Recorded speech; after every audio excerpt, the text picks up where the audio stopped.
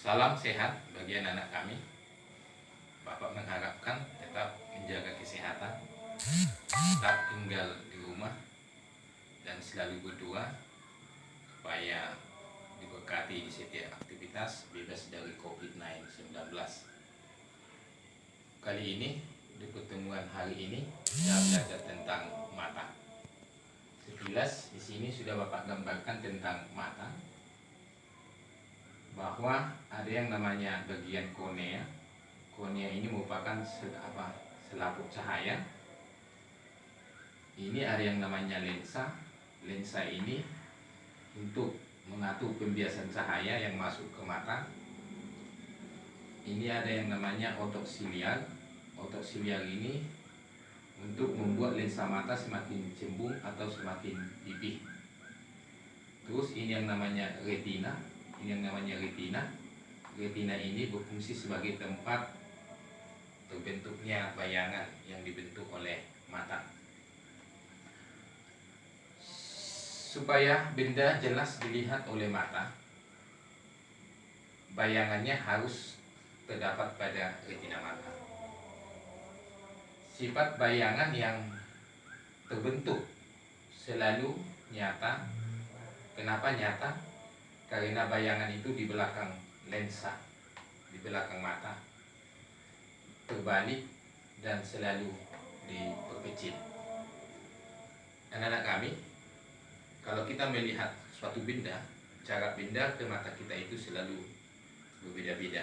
Misal, kalau bendanya saya letakkan di sini, maka dari mata sampai ke sini, ini katakan jarak benda ke mata atau disebut dengan S. Kalau semakin saya jauhkan, berarti S-nya ini. Kalau pada mata, walaupun S-nya selalu berbeda-beda, namun S aksen, jarak bayangan ke lensa itu adalah jarak antara lensa mata ke retina. Berarti S aksennya itu tidak pernah berubah. Walaupun jarak benda yang kita lihat selalu berubah-ubah. Nah ini, jarak benda di depan lensa mata selalu berbeda-beda. Namun jarak bayangan tetap sama. Kalau jarak benda selalu berbeda-beda, namun jarak bayangan atau S aksen selalu sama, supaya itu bisa terjadi, maka jarak fokus dari lensa mata itu harus bisa diatur, supaya jarak fokus lensa mata itu berubah-ubah. Jarak fokusnya ini. Pengaturan jarak fokus lensa mata dilakukan oleh otot siliar. Ya, saya ulangi, pengaturan jarak fokus lensa mata dilakukan oleh otot siliar. Proses lensa mengubah jarak fokusnya disebut akomodasi mata. Jadi kalau misalnya kalau kita melihat benda yang semakin dekat, maka otot-otot siliar ini semakin menegang. Kalau otot-otot siliarnya semakin menegang, maka lensa mata ini akan semakin cembung. Kalau misalnya lensa matanya cembungnya maksimum, maka pada saat itu dikatakan mata berakomodasi maksimum. Tapi kalau kita melihat benda yang semakin jauh, maka otot-otot siliar ini akan semakin mengendor. Kalau otot-otot siliarnya semakin mengendor, maka lensa mata itu akan semakin pipih. Ya, kalau misalnya bendanya semakin jauh, otot siliar semakin mengendor, maka lensa matanya akan semakin pipih. Jika lensa mata itu dalam keadaan pipih maksimum, maka pada saat itu dikatakan mata dalam keadaan tidak berakomodasi. Itu disebutnya. Jadi kalau mata dalam keadaan berakomodasi maksimum, berarti otot siliarnya tegangnya maksimum, sehingga lensa mata itu cembungnya maksimum. Selanjutnya, seseorang dikatakan bermata normal jika titik dekatnya atau disingkat dengan PP sebesar 25 cm dan titik jauhnya atau disingkat dengan PR pada jarak tak terhingga. Artinya gini, kalau misalnya kita itu dikatakan bermata normal, kalau misalnya kita membaca jarak dari mata kita ke tulisan ini jaraknya 25 cm, maka tulisan ini masih bisa kita baca dengan normal. Itu yang pertama. Terus yang keduanya, sejauh apapun benda, maka benda itu bisa kita lihat secara jelas. Berarti kalau itu kita miliki, maka kita masih dikatakan bermata normal. Biasanya orang yang bermata normal, titik dekatnya ini atau PP-nya ini sebesar 25 cm ini, biasanya ini disingkat dengan SN. Ya, disingkat ini dengan SN. Khusus untuk bermata normal, titik dekatnya itu disingkat dengan SN. Oke, selanjutnya, jika titik dekat 25 cm dan titik jauhnya tertentu, maka seseorang itu dikatakan labun jauh atau miopi. Misal, kalau saya misalnya membaca buku pada jarak 25 cm tulisan ini dengan mata saya, tulisan ini masih bisa saya baca dengan jelas. Tapi kalau saya melihat benda yang jauh, mungkin benda yang jelas saya lihat itu mungkin berada pada jarak hanya 8 meter. 8 meter dari mata saya, benda itu masih bisa saya lihat dengan jelas. Kalau misalnya di atas 8 meter jauhnya, benda itu tidak jelas lagi saya lihat, sudah agak kabur. Maka saya dikatakan labun jauh atau miopi. Miopi atau labun jauh ini bisa menjadi bermata normal kembali kalau yang labun jauh itu menggunakan lensa cekung atau lensa negatif. Terus yang berikutnya, jika seseorang itu titik dekatnya lebih besar dari 25 cm dan titik jauhnya tak berhingga, seseorang itu dikatakan labun dekat atau hipermetropi. Misalnya, kalau saya membaca buku, kalau saya pada jarak 25 cm dari mata saya, tulisan ini sudah tidak jelas lagi saya lihat. Tetapi benda yang jauh, sejauh berapapun bendanya, bisa saya lihat dengan jelas. Tapi tulisannya tadi, kalau 25 cm, kurang jelas lagi, harus dijauhkan, misalnya 40 cm, baru tulisan ini bisa jelas saya lihat, atau 35 cm. Maka kalau seperti itu keadaannya, maka seseorang itu dikatakan labun dekat atau hipermetropi. Hipermetropi ini bisa menjadi bermata normal kembali kalau menggunakan lensa cembung atau lensa positif. Selanjutnya, jika titik dekatnya PP-nya lebih besar dari 25 cm dan titik jauhnya tertentu, berarti gabungan dari yang ini dengan yang ini. Jika PP-nya lebih besar 25 cm dan PR-nya tertentu, maka seseorang itu dikatakan mata tua atau presbiopi. Berarti labun dua-duanya, labun dekat iya, labun jauh iya. Misalnya, kalau dia membaca tulisan pada jarak 25 cm, nggak jelas lagi dilihat. Dan yang kedua, dia melihat benda yang jauh, maka jaraknya itu tertentu jauhnya, baru bisa dilihat dengan jelas. Kalau misalnya saya hanya bisa melihat paling jauh 8 meter, berarti kalau di atas 8 meter nggak jelas lagi saya lihat. Kalau itu yang terjadi, berarti saya labun jauh dan labun dekat. Kalau labun jauh dengan labun dekat, berarti seseorang itu dikatakan presbiopi. Dan presbiopi ini bisa bermata normal kembali kalau menggunakan kacamata rangkap, lensa cembung dan lensa cekung. Oke, selanjutnya, kalau misalnya bagaimana cara menghitung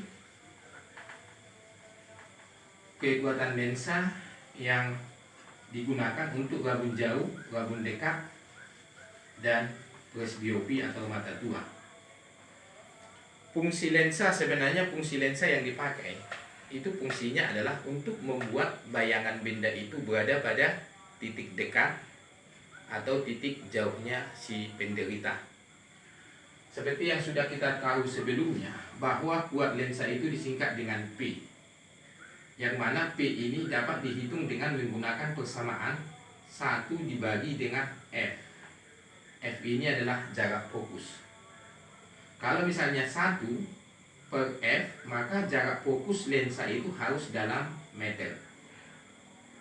Bisa juga kuat lensa itu kita cari besarnya dengan menggunakan persamaan 100 per F.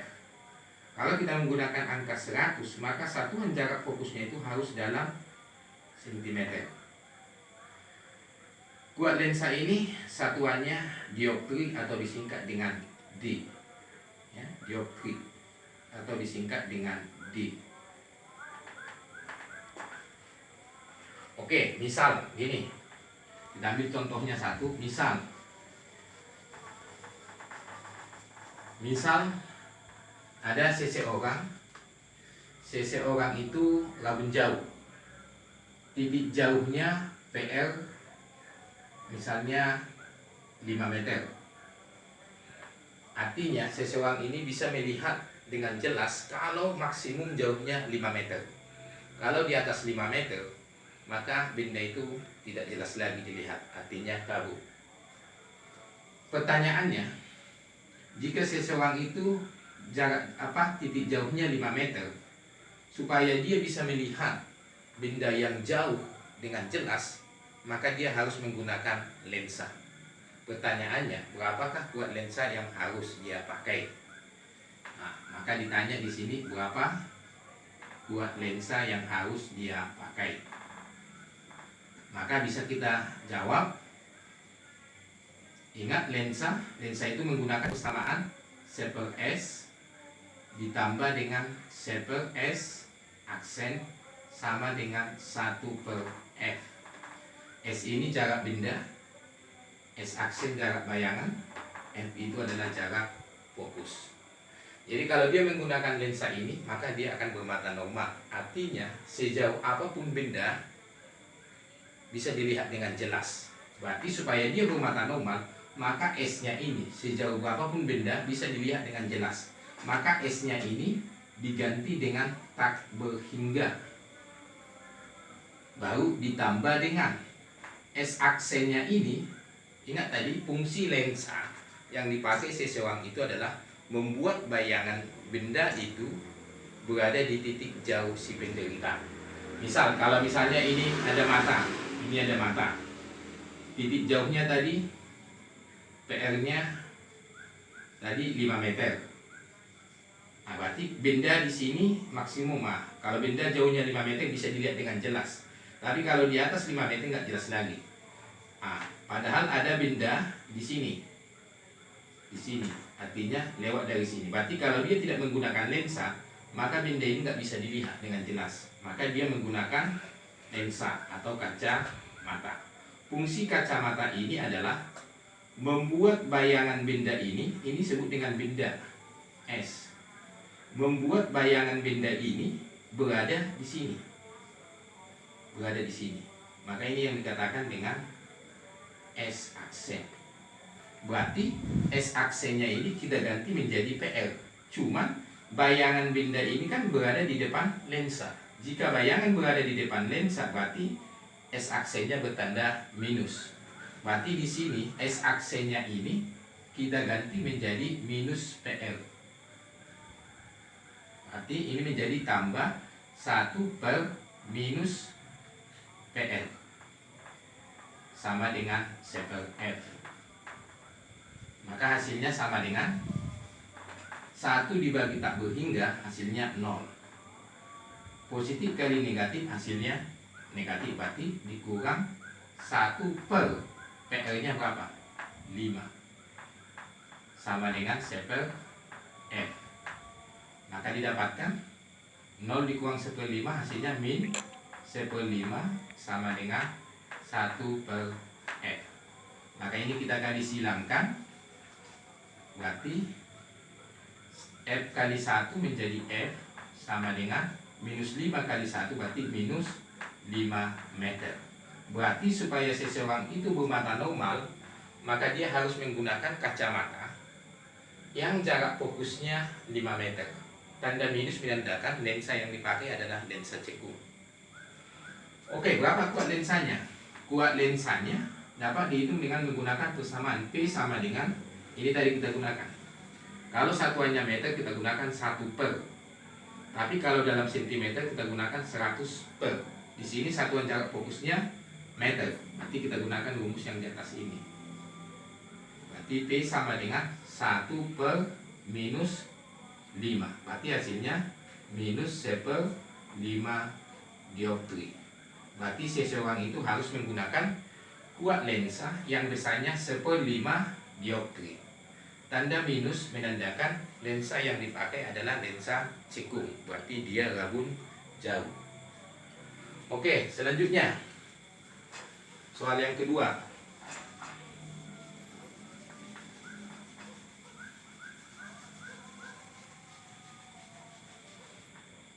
Yang kedua, seseorang atau si B memiliki titik dekat. Berarti di sini diketahui titik dekatnya PP 20 atau 50 cm. Artinya si B ini dia bisa melihat dengan jelas kalau paling dekat ke matanya sejauh 50 cm. Pertanyaannya, supaya dia bermata normal kembali, maka dia harus menggunakan lensa. Kuat lensa yang dipakai berapa? Oke, sama seperti ini tadi, maka kita jawab di sini. Berarti menggunakan persamaan lensa 1/S ditambah dengan 1/S aksen sama dengan 1/F. Ingat, seseorang itu supaya dikatakan tidak rabun dekat, maka benda yang dilihat itu paling dekatnya bisa 25 cm. Maka S-nya ini ganti dengan 25 cm. Artinya ini menjadi 1/25 cm ditambah 1/. Ingat tadi fungsi lensa adalah untuk membuat bayangan benda berada pada titik dekatnya. Cuman titik bayangan itu tetap di depan lensa. Berarti di sini S aksennya ini ganti menjadi minus PP.